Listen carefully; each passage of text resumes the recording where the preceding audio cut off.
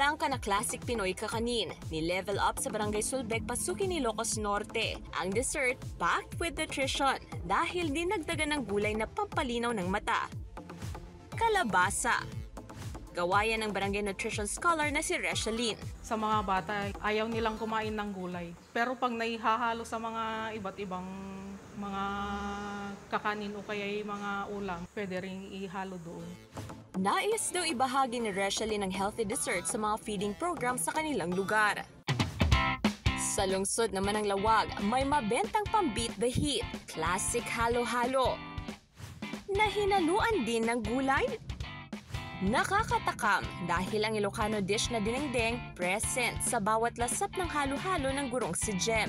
Mayroon itong malunggay, kalabasa at taro. Marami po tayong nakukuha ng vitamins at nutrients like iron, vitamin A at saka carbohydrate.